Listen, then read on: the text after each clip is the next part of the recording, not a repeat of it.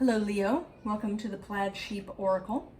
This is a general reading, and I'm basing them this round on quotes. I used to collect quotes, write them down in a journal, and I've been sort of choosing them at random, or, well, not really at random, right? I close my eyes and go to a page. And the quote today is interesting. I at the time, I checked some of them and I got them, but not always. So before recording, I've been going and looking up the quote to see if the attribution is correct. And this time, it may not be correct. It may be completely incorrect and apocryphal. It's supposedly by Winston Churchill, and you'll see it attributed that way broadly online. But the site Quote Investigator that looks up this stuff cannot find the quote anywhere in Winston Churchill's writings or speeches that anybody has written down. Now, of course, it might have been him, right? Recorded somewhere or said in a radio address or something that, wasn't kept. But regardless, it's a great quote, and it does sound like Winston Churchill. And it makes me wonder if you're having boundary problems, Leo. So the quote is, "Tact is the ability to tell someone to go to hell in such a way that they look forward to the trip." So that is a little bit, right, in a slightly extreme way of what boundaries are about. And boundaries aren't really that complex. They are our preferences. What we like and accept and what we don't like and don't want to accept. And that includes behavior from other people and behavior from ourselves. If you've promised yourself that you're going to get to sleep at a reasonable hour and you keep ignoring that and staying up reading or doing whatever you're doing, then you are breaking your own boundary. If you, sort of deceive yourself, you are breaking your own boundary. And boundaries are also, right, in that way, kind of negative action. Someone breaking your boundary doesn't have to be about them inserting themselves into your life or asking you invasive questions or, being abusive or anything. It can be not showing up, breaking promises, maybe even treating themselves poorly in a way. So these preferences that we have for how we move through the world, how people treat us, how we treat ourselves,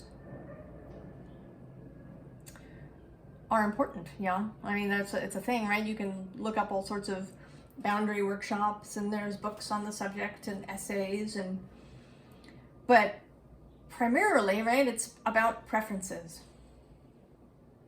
And there are many ways in which breaking our own boundaries is rewarded in our society. The trauma response of fawning, right, essentially making nice in order to avoid conflict. In that way, we break our own boundaries, right? We allow our boundary to be broken by somebody else. We don't respond effectively. We may, do an injury to ourselves in some way, leave ourselves in a poorer position. And this making nice, this being nice, this being accommodating,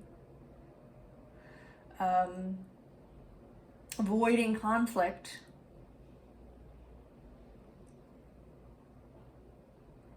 can be rewarded.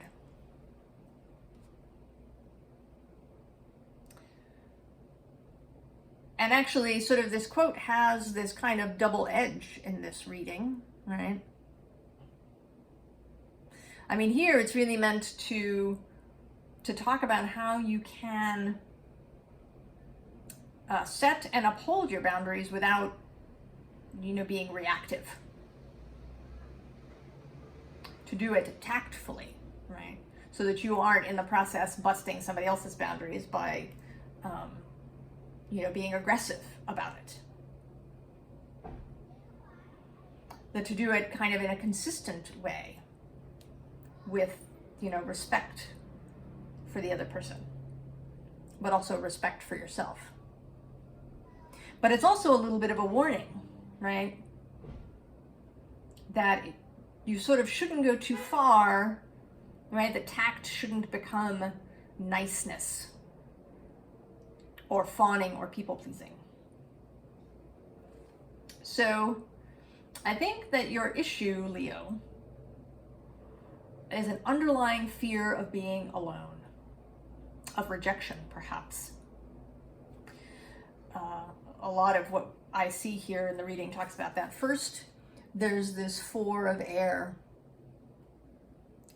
that can be about contemplation, but in this moment looks very lonely. This eagle looking out with an empty nest. There's sort of a lonely feeling. And then right underneath that is this, right, this underlying swan family 6 of air, right? This is what you want. You want to keep this. That and this 2 of water. But the 2 of water in particular speaks about sort of 2 souls coming together in truth. So if you have, sort of a proper, real 2 of cups, people pleasing won't be involved. If your partner does something that upsets you, or you is hurtful to you in some way, or you feel is neglectful, that the 2 of Cups partner is somebody that you can talk to about that. That you can go to and say, I found this thing that you did or said to be difficult or hurtful, or that you didn't show up when you were supposed to. And that you can go and say it even if it makes you feel needy, right? That's another thing that we're supposed to avoid in our society. And I feel like this next card, this Messenger of Water, and then this 9 of Water, talk about this thing that we have about being self-sufficient. Right? This Messenger of Fire, right? He's up there, right? There's this Aries ram with him, very individualist. He's alone. And then this, right? This 9 of Cups, which is about being, right? Having emotional self-sufficiency. And that can be a beautiful thing, right? The ability to stand on your own, to be independent, to, be emotionally complete. These are all lovely things, but we can take them too far, right? We can say that we have to fulfill all our own needs, that we can't ever need anybody, that we have to be self-sufficient. And if we're not receiving something that we need from another person, well, that's our problem solely, right? To try and ask somebody else to fill our needs is needy, is being high maintenance. And that's BS. Yeah. We are human beings. We are meant to live in community with others, in partnership with others. And I'm not necessarily talking about a sexual romantic relationship, though I think that is also a beautiful thing that is natural to humankind. And if you want that, you should want that. And don't disparage yourself for it. Don't disparage yourself for needing intimacy with another human being. That sometimes you just, right, you need somebody to hold you. Somebody to hold space for you. Somebody to carry some of your burdens sometimes. Brene Brown actually has a great thing about this, with talking about her family and her husband, and how in difficult times they kind of come together and they talk about how much they have to give in a given moment. You know, maybe one person is just in the middle of something. And, you know, maybe it's a giant project, or maybe it's some kind of loss that they in particular are going through, or they're sick. Any number of things that could leave you feeling like all you have is 20% to give in this moment. And then the other people in the family talk about what they can give, you know, who can give 50% in this moment, and who maybe is totally free and feeling really good and can give 90% and take up the slack. Take up that, you know, be the one who holds down the fort while everyone regroups. We are not meant to travel alone. And this Seven of Air sort of, it feels like there's a kind of loneliness in it today too. That maybe this is what you've tried to talk yourself into. Leo. That because you don't want to assert a boundary, you don't want to say, this doesn't work for me, because you're kind of afraid that you'll really end up here. Right? You've told yourself that if you assert your needs, that you're just going to end up alone. Right? This is all, right, this Seven of Air, this mental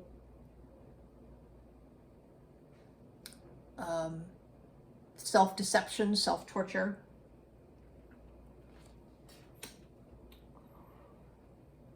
And this kind of Two of Cups theme sort of repeats itself here in these three cards. We have this Page of Bows, who is a stoat, and the Page of Vessels, who is an otter. And they're different species, but they look very similar here. And then there's this Ten of Vessels, this happiness in between them. But there's something very tentative about both of these animals for me today. As if they don't, right? They're hesitant to plunge into this happiness. Right? There's something, right? This may also be talking about an internal boundary of your own.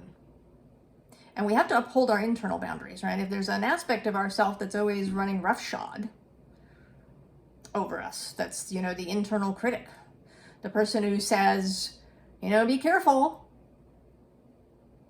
Happiness is illusory and fleeting. You can't have it. Don't plunge into that. You might have to tell that part of you to go to hell in a tactful way. You know? To assert the boundary with your own self.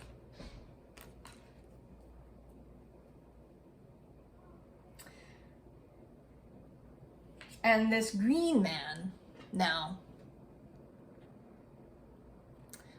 he is the Emperor in this Woodland Tarot deck. He is a master of boundaries. Right? Nature When nature is in balance, nature is a master of boundaries, right? Groups of animals, right, that have their territories, plants growing in appropriate places. It's when things fall out of balance that you get, invasive species, the breaking of boundaries. But when nature is in balance, it is a master of boundaries. The green man, the emperor, knows his own preferences, and he walks through the world that way. Mostly he doesn't, right? He's not running into a ton of conflict, because that self-sovereignty is just the energy that he carries with him. Now, we can't hope to be as fabulously perfect as we are human. But this Nine of Arrows says dedication. So we can dedicate ourselves to the practice of holding our own preferences. Right? And it's not about erecting walls or wearing armor or doing any of these things. It's about knowing your own mind, knowing your own preferences, and stating them, being sovereign, having courage, because it does take courage to do this, especially in the beginning. It takes courage, because we might, at some point have to stand alone at least for a little while, right? Or we might have to give up, some particular relationship in this practice. But the next card here is this perspective card upside down, and it comes next to this displacement. So if this is sort of what you anticipate as a result of saying, this doesn't work for me, in a tactful way, and kind of repeatedly, energetically, so that it doesn't even, right? So it doesn't even come down to a conflict. But if that's, right, kind of what you're seeing as the result, or this, right, this Five of Wands that comes after it, then, right, try to see it differently. This is kind of a Hanged Man energy. And underneath that is gifts. We can receive gifts of various kinds when we are able to alter our perspective and proceed differently. So these next two cards, there's this Queen of Pentacles, and she looks backwards in this card, right? She's sort of, it's like she's taking one last look over her shoulder before she steps into this Hierophant energy.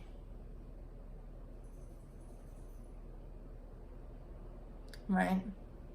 She takes one last look, perhaps, at her programming, at the way she grew up, at what she learned as a child. All right? Did she get good child training? It isn't just girls that get good girl training, boys get it too. Have you been a good boy? Are you achieving? Are you self-sufficient?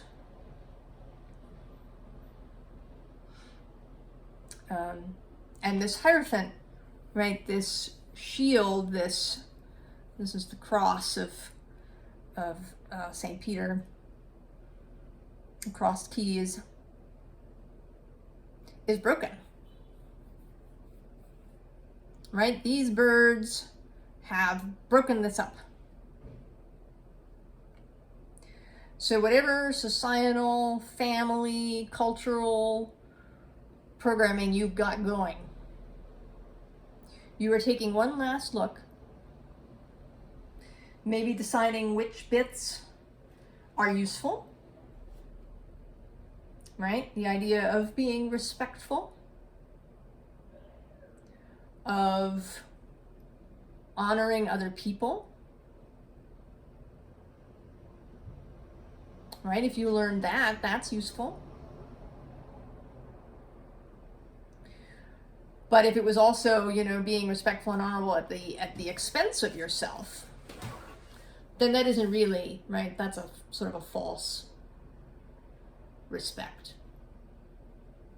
What you want is to come to a place where you genuinely respect other people's opinions and boundaries, but you are able to say, I disagree, or that is not my preference.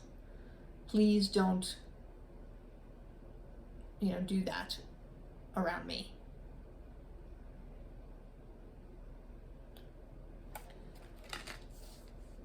And that takes you first to this Queen of Wands, who is, you know, that's Aries energy, also Leo.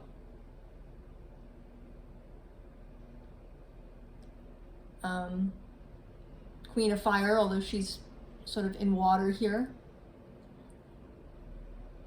But the Queen of Wands is sovereign. She knows her own preferences, her own desires, clearly and without apology.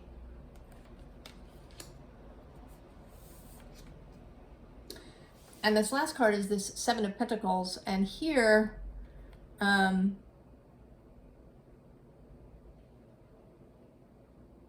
I just see that you've got this key. You have the key to this. And the final card here is the Ace of Swords. This figure on a unicorn. You have the key to being able to act for yourself. You have the key to knowing your own mind and being able to, right, state your mind, right, move forward into the world, knowing your own mind, knowing your own preferences.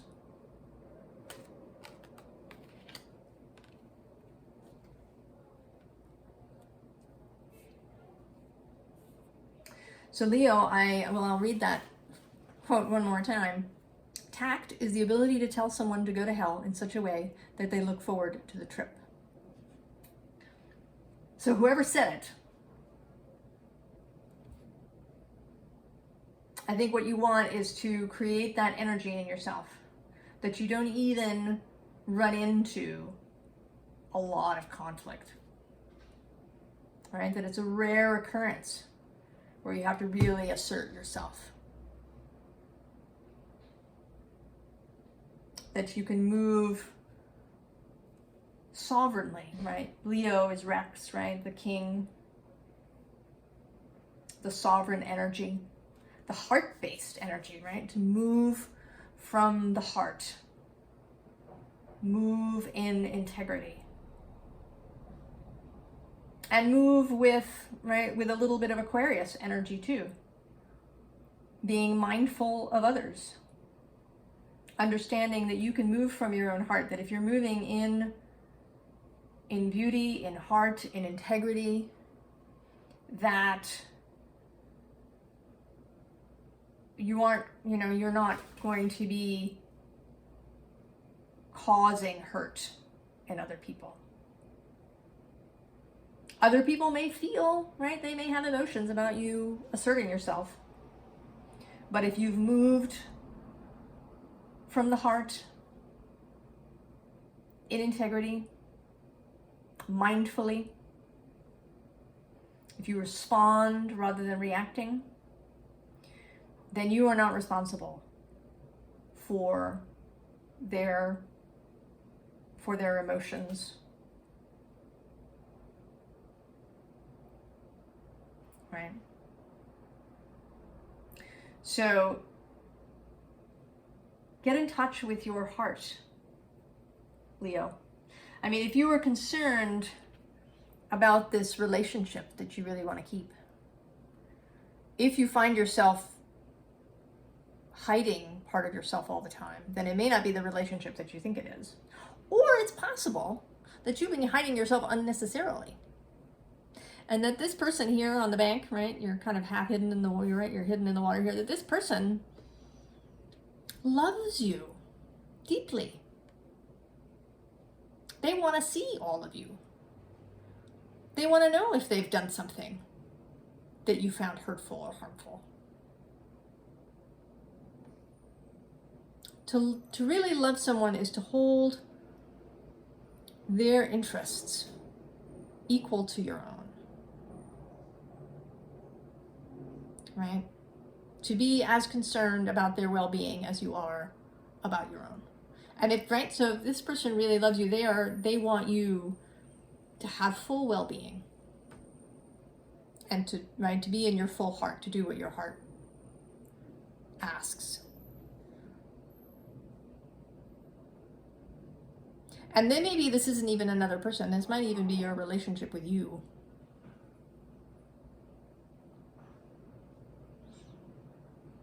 Right? And that you need to tell a part of yourself that this is no longer acceptable.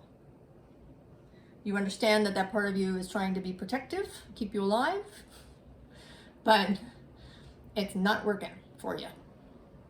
It has to stop.